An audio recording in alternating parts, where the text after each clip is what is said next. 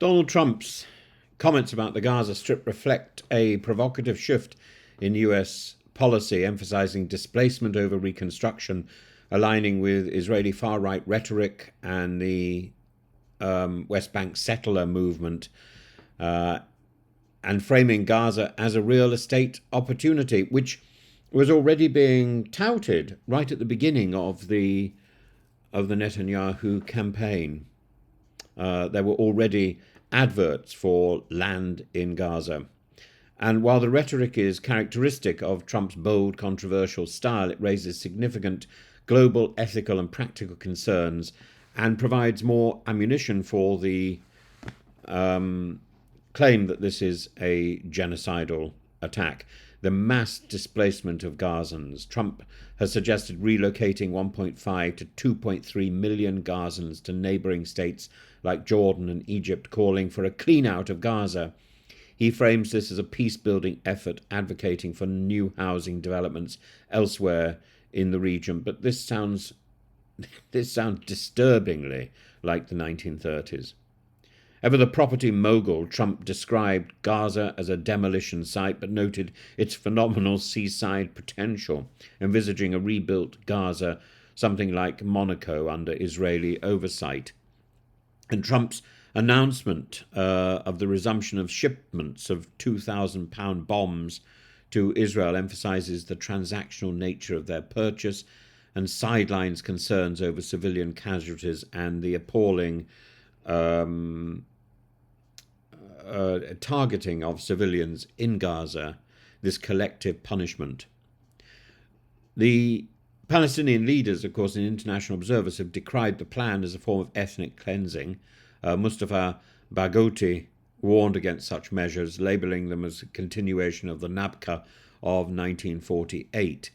Both Jordan and Egypt have rejected the idea, citing economic strain, political backlash, the risk of compromising peace treaties with Israel, and President Sisi of Egypt highlighted that such displacement could reignite conflict within his borders.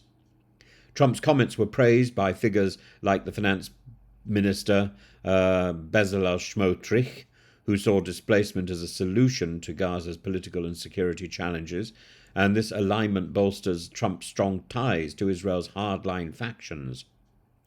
The proposal negates decades of US policy advocating for a two-state solution, instead reinforcing Israeli control over disputed territories. And the Nakba parallels the displacement of Palestinians, evokes deep historical trauma tied to the founding of Israel and the forced migration of 1948. Any attempt to relocate Gazans en masse risks global condemnation and exacerbates anti-Western sentiment in the Arab world, across the Arab world, and the Muslim world, moving into Turkey as well, which is already collecting evidence to demonstrate that a genocide has genuinely taken place. Otherwise, of course, the use of that word is simply rhetorical. Find the evidence and establish the legal facts. Trump's framing of Gaza's reconstruction through a lens of profitability reduces a humanitarian crisis to a business opportunity and draws criticism for its insensitivity. And Trump's proposal to align with West Bank settlers and focus on Gaza as a real estate project and a prospect is emblematic of his transactional approach to foreign policy. While his comments resonate with Israel's far right, they've already alienated Arab allies, undermining international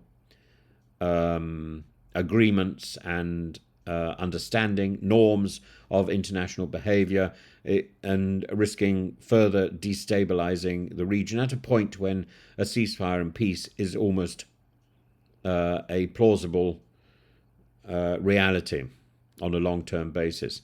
The plan prioritizes immediate tactical gains over long-term peace and offers a stark contrast to the diplomatic efforts of previous US administrations. This is absurd and foolish.